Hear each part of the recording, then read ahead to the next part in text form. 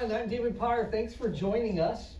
When I was a kid, my friends and I spent many summer afternoons gathering empty soda bottles so we could take them back to the store and collect the deposit, which was a nickel per bottle.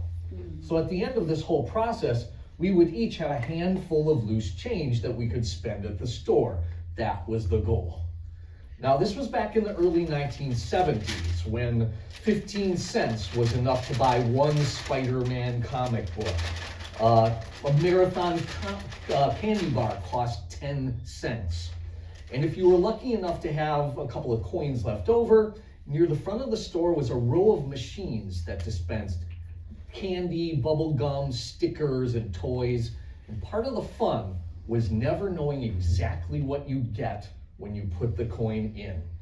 That was a mystery. And I do love a mystery.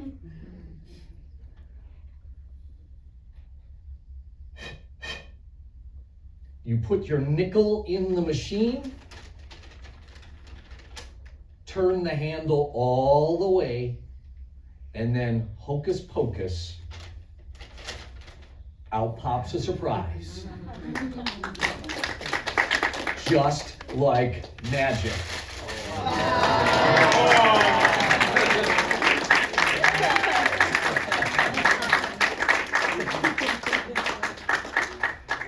A gift for you. Open it up. What'd you get? What'd you get?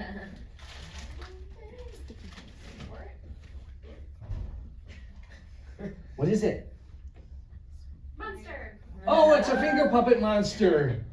Look. Grr, arg. Enjoy annoying your friends and family with that. That's a good one. Now, when people say that's the oldest trick in the book, they don't mean it literally. But what I'm about to show you really is the oldest trick in the book. In a museum in Berlin, there's an ancient Egyptian papyrus, that's just a fancy word for paper, that describes the first magic show in recorded history. It was a command performance for the man known as Cheops, the pharaoh who commissioned the construction of the Great Pyramid at Giza, one of the 7 wonders of the world. When Cheops was a boy, he'd heard stories about magicians who could command the forces of nature.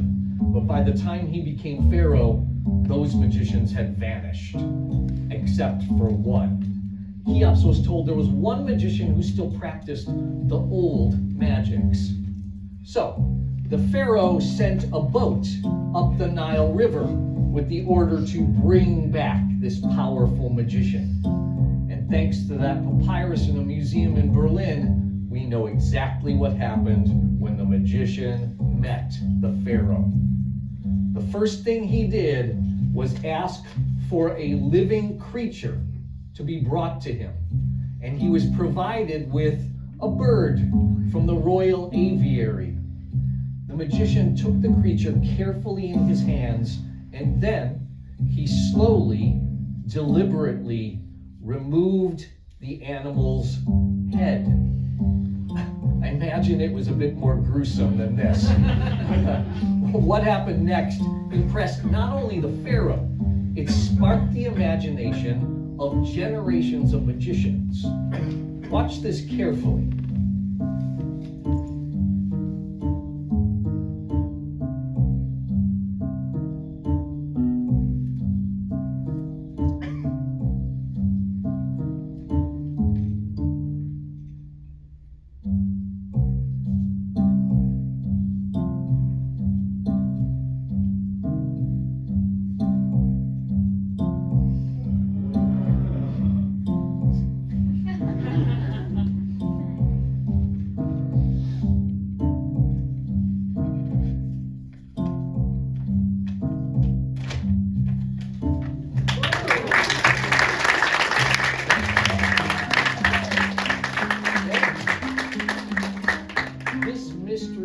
Traveled over 4,000 years and 6,000 miles to be here tonight so I could share it with you. Treat it well. Thank you. Thank you. Because if you don't treat it well, it will peck your eyes out.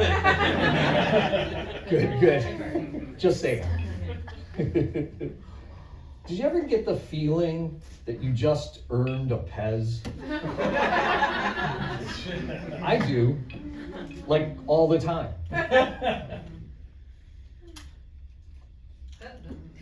Great, it's the best. Some of this stuff is just for me.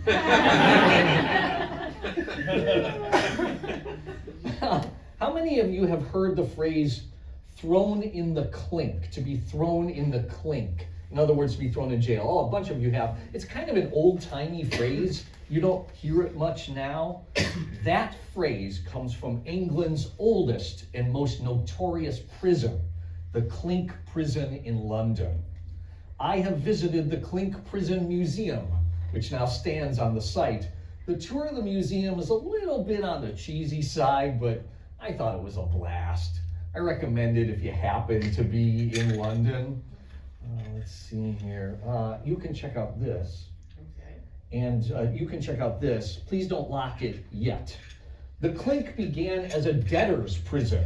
In other words, if you owed someone a lot of money and you couldn't pay it back, in you went. The irony of this was that for every day you were inside, you had to pay a prison fee. So some people who managed to pay off the initial debt were still stuck inside because they couldn't pay the prison fee. Conditions inside were harsh and unsanitary. Guards were paid next to nothing. They survived on bribes. If you knew someone on the outside with a bit of money, they could bribe one of the guards to provide you with some modest conveniences, like slightly better food maybe, or a mattress to sleep on. The name of the prison probably came from this sound, which was the last sound you would hear, other than the sound of your own voice reverberating off the walls. Your name is? Jackson. Jackson, will you join me? Yes. This is Jackson, everyone. Thank you for joining me. Jackson, would you hold out your hand like this? I am going to hang this right here. Please do not drop that. It is an antique, just like me. Now, Jackson, let's imagine that you are an inmate of the Clink prison, and you've been inside for a few months, so you've had plenty of me time to form a plan of escape. Some friends on the outside have bribed one of the guards to slip you a copy of the key to your cell. A cunning plan. One problem though, the lock is on the outside of the cell door. There's no way for you to reach it to put in the key and turn it. At this point, some people might consider turning to the dark arts. We need to enchant this key. Jackson, focus your attention on the key, please. Focus all of your energy and attention here. And think, turn, turn, turn.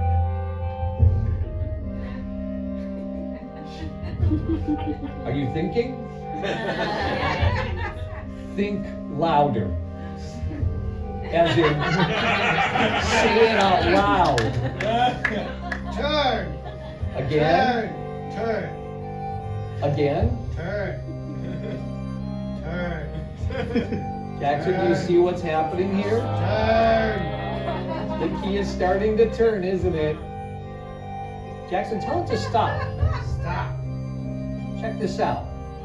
The key has stopped about halfway. Now I'm going to try an experiment. I'm going to turn the key back to its original position and stay right where you are. We're going to see if this will work from a distance. Go ahead, tell it to turn again. Turn.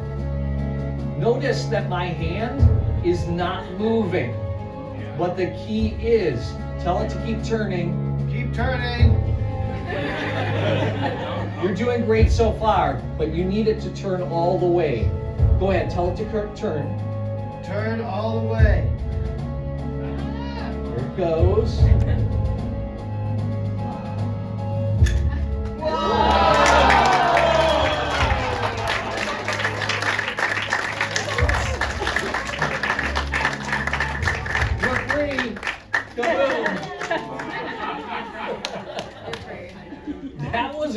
impressive. Now, you can now include Master Escape Artist on your resume. It goes at the end of the resume under special skills. But you knew that, right? Yeah. Okay, I'm gonna leave this next part up to you. We can do something educational, we can do something historical, or we can do something strange. What do you say? Strange. See, we can all get along. You are my people. Strange is where I live, otherwise known as Milwaukee.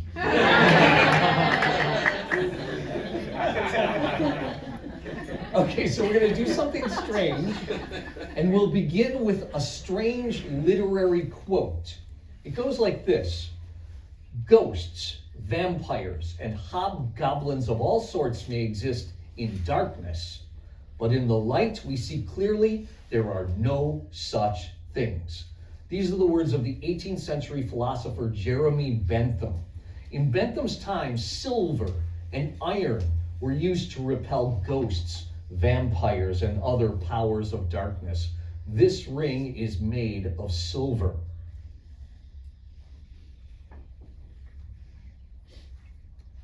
Here, take it. What's your name? Jeremy. Jeremy, we can now say with relative certainty that Jeremy is not a vampire. Jeremy, check out that ring. Make sure it's solid all the way around and that it doesn't come apart. Yeah. Jeremy, is that a solid silver ring? Yes, absolutely. It has several magical properties. The most important one is this: if you bring it up here, you'll get a marvelous round of applause. There it is.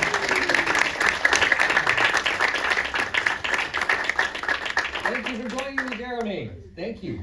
Now, Jeremy, would you agree that sight is your primary sense, the sense that you rely on the most every day? Yes. Good, because in a moment we are going to deprive you of that sense. Together we will perform a demonstration of the powers of darkness. Now, during this demonstration, I promise you will not be harmed in any way, and you will not be embarrassed in any way.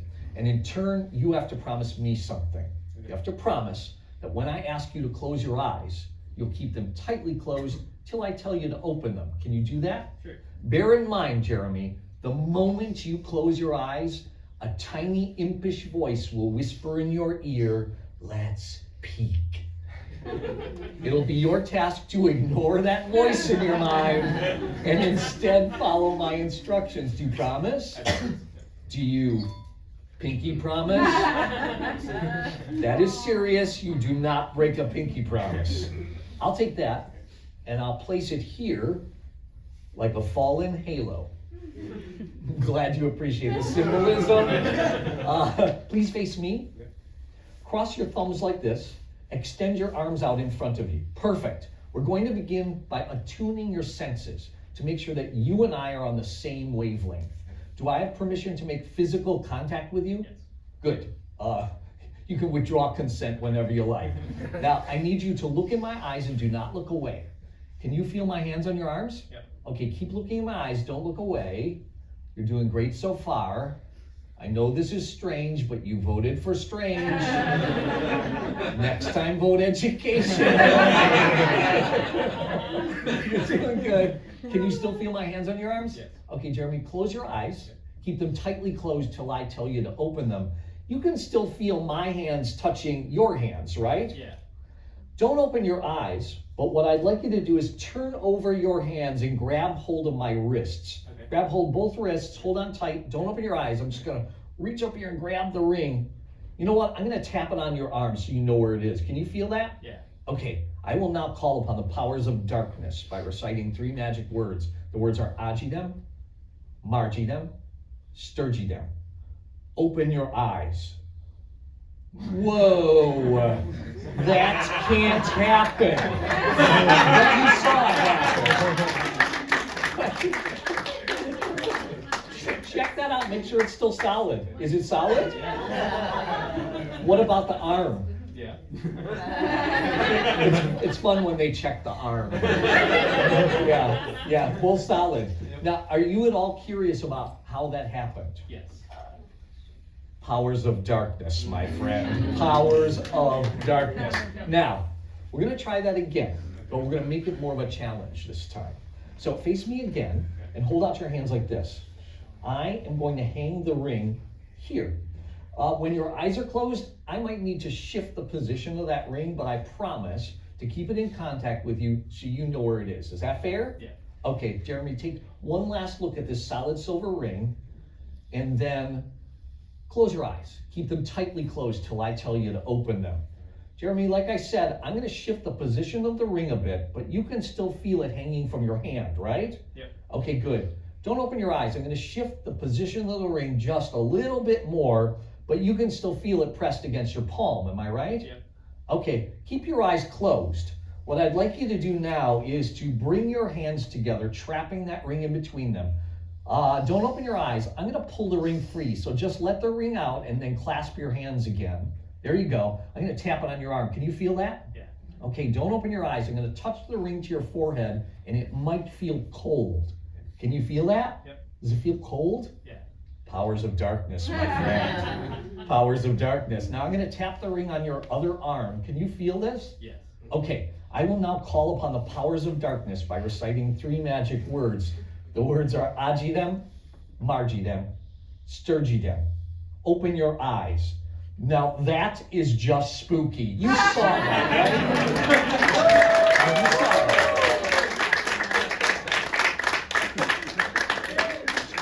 Check that out. Make sure it's still solid. Can I see? Yeah. Oh, it is. Are you still curious about how that happened? Yeah. They're going to tell you how that happened. It's 3 words, powers of darkness. So you can trust them, Jeremy. Me, not so much, but them. Now, we're going to try this once more. And this time we're going to make it the ultimate challenge. And to do that, we're going to need another object. But not just any object. An object that has a connection to the powers of darkness, to the night side of nature. I happen to have just such an object. Surprise, surprise. So Jeremy, stay right there, entertain the audience. I'll be right back.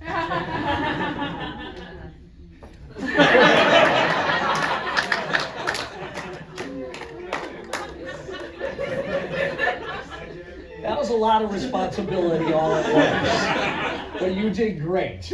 Now, Jeremy, this was cut from the branch of a fallen tree on Gallows Hill in Salem, Massachusetts.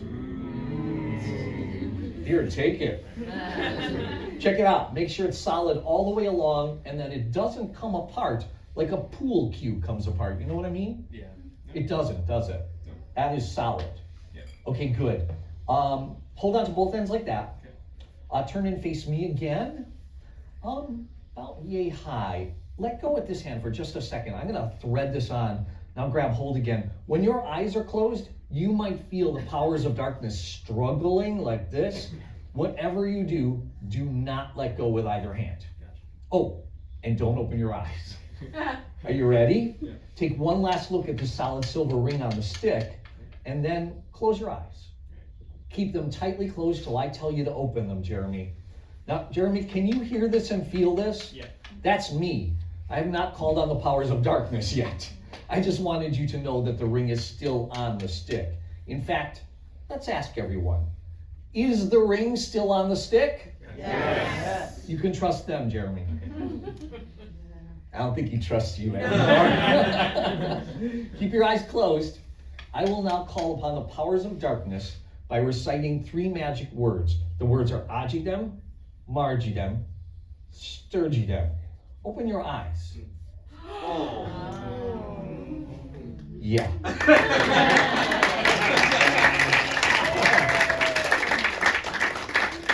And that was accomplished by the powers of darkness. I will take that. You should take a bow because you were fantastic. This is good. Thank you. There you go. Dabbler in the dark arts. Go ahead and get comfy, Jeremy. Thank you. Jeremy, later tonight, certain individuals in this audience might try to explain to you exactly what happened up here. I think it would be more fun if they didn't.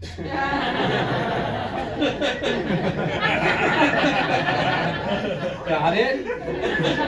Good. Give Jeremy another round of applause.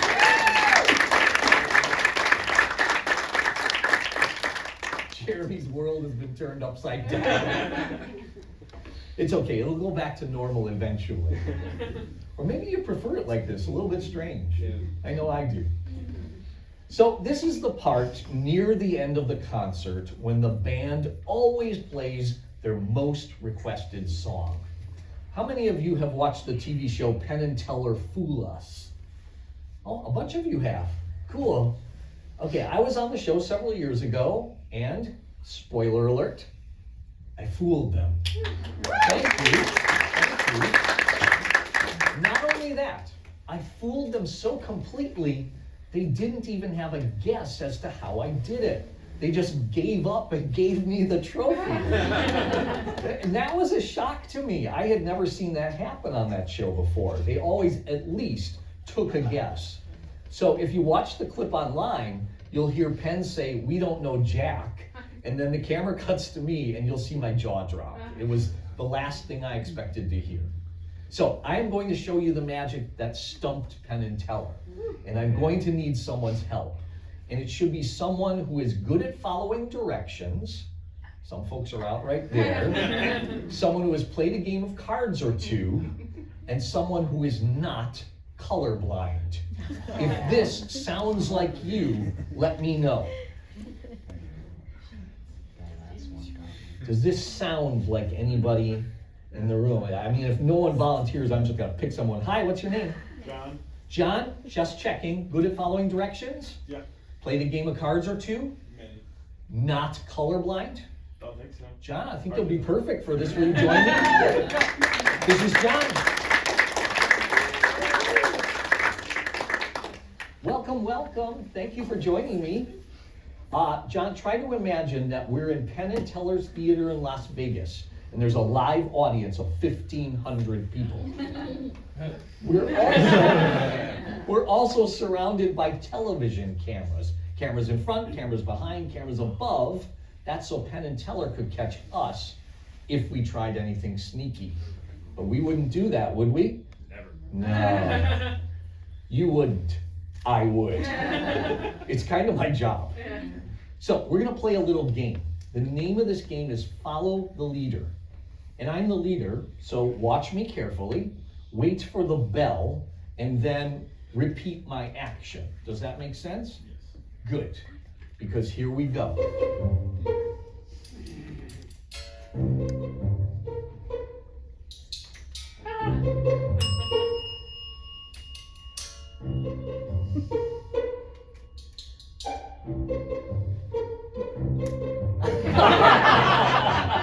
Off to a flying start.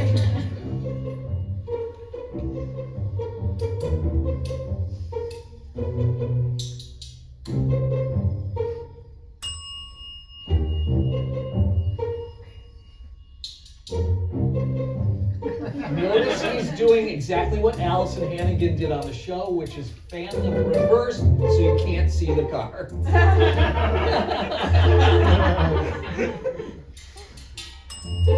John, this is called an overhand shuffle. It's just my favorite way of mixing the cards.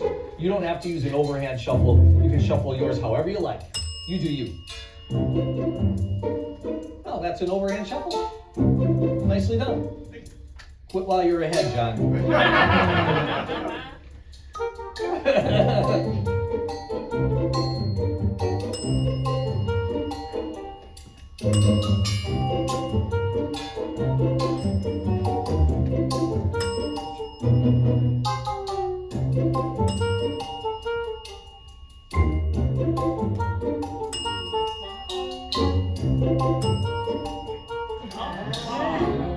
Now,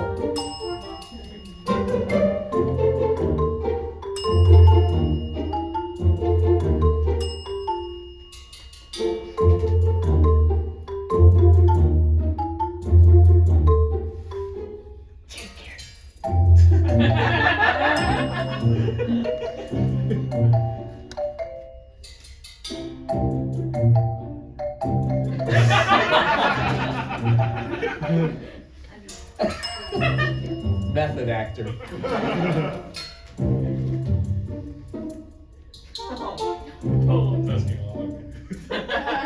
You can do it. We got this.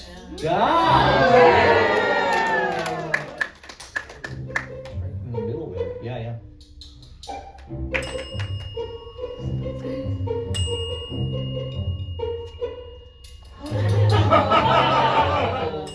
Should we show them? Yes, we should. Check this out.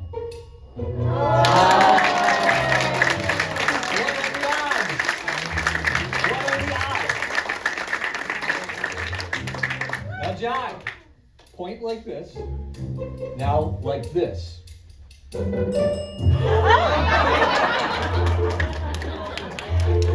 on, John! Thank you. Oh, you don't have to clean up. I'll do that. Thank you so much.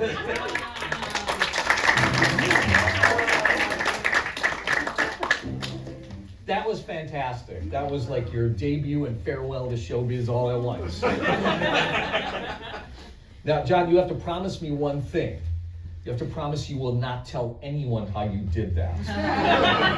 Not even Penn and Teller. Do you promise? Not a word. Okay, secret is safe. What secret?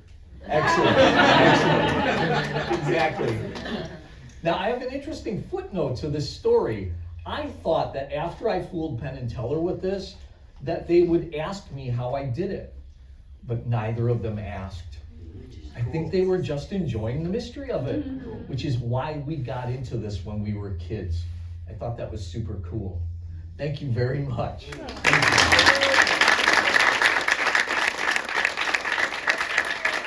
you.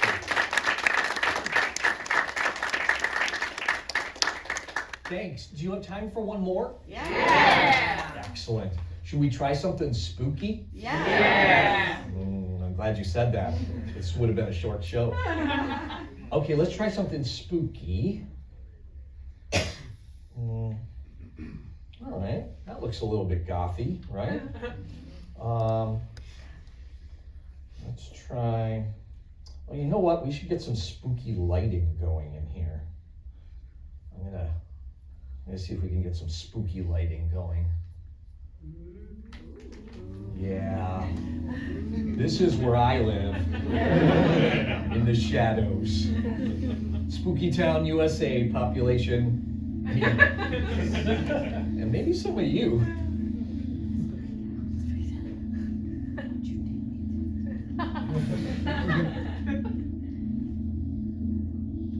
I have an idea.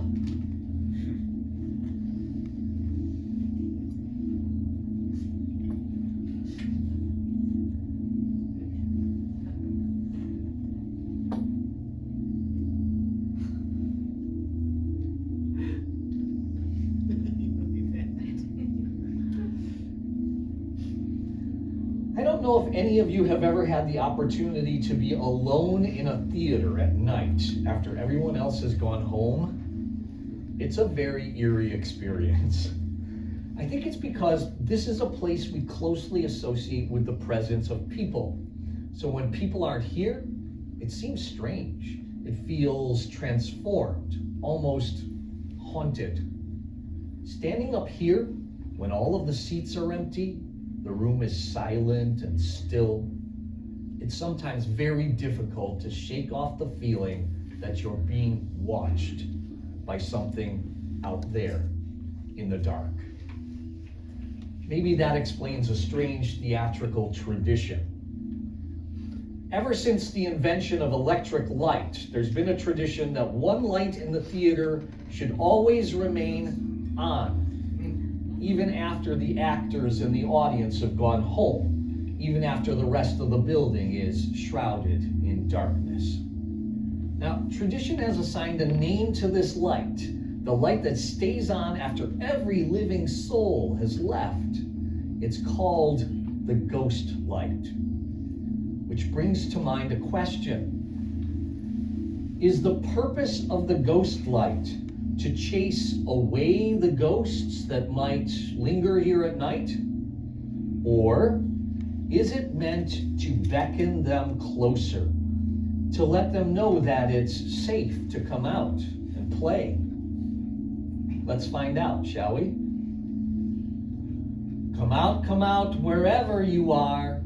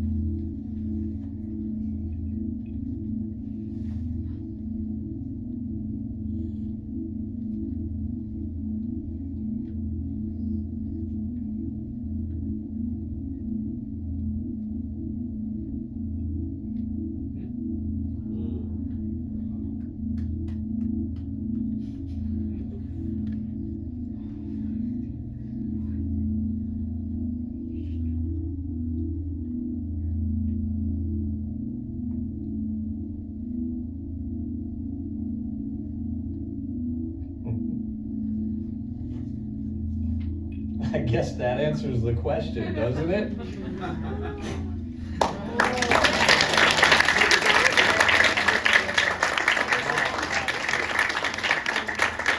Thank you very much. Thank you.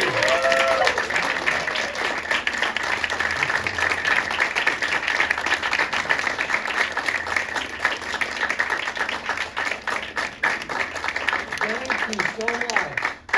I had so much fun meeting all of you. I hope we cross paths again. In the meantime, if you enjoyed the show, tell your friends, tell your frenemies, send them our way.